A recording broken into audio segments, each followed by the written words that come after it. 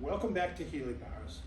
This is Harry Eddy, and I'd like to take a closer look with you at the brand new 2022 BMW R18 Transcontinental/Bagger. The company purchased this bike because we're going to need it long term. Also because I found myself very attracted to it. I love the way it looks. It is so traditional looking.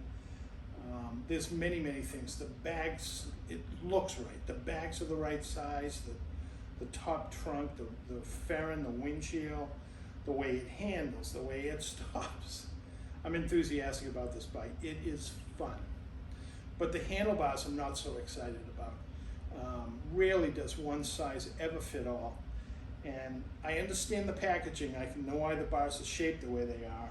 And for the average person, the bars are not going to be a long reach, and your hands are going to fall in the correct spot, except it's going to feel more like a wheelbarrow. As soon as you write that machine up, it's heavy.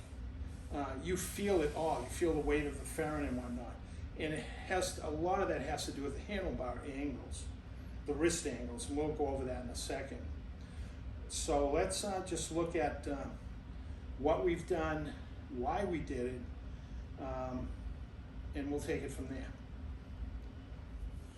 Okay, so you can see that we've covered the fuel tank and the front fender with our thick neoprene material that we use all the time. And here is the componentry that had to be removed.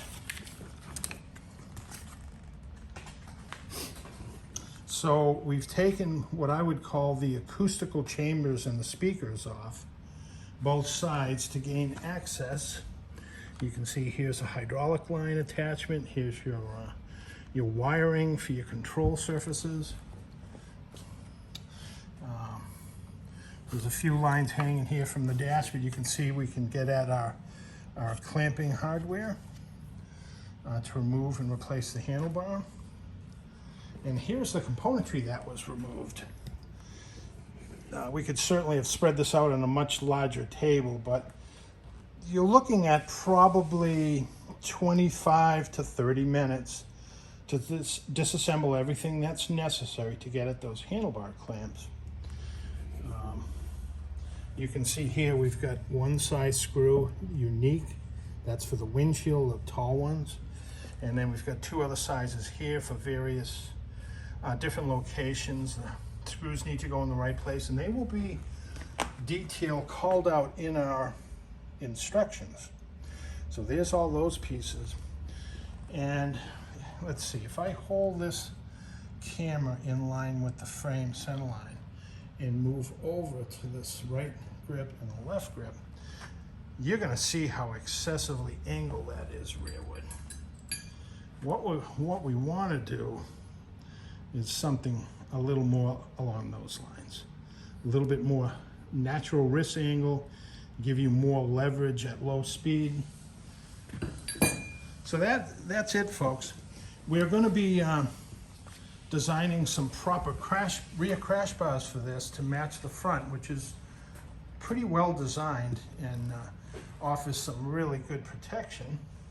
We're going to do that in the back here to protect the bags, make it a bit easier to pick the bike up. We're also going to integrate a nice handle here for the passenger and or the operator if he should ever tip this guy over and need to pick it back up. That would make it much easier. So please comment on what you think a handlebar improvement would be for this bike, because this is not going to work for everyone. And we would really appreciate the more feedback, the better. What would you need on this beautiful, classic looking, coast-to-coast cruising touring bike? Thanks for watching, everyone, and please comment. Thank you.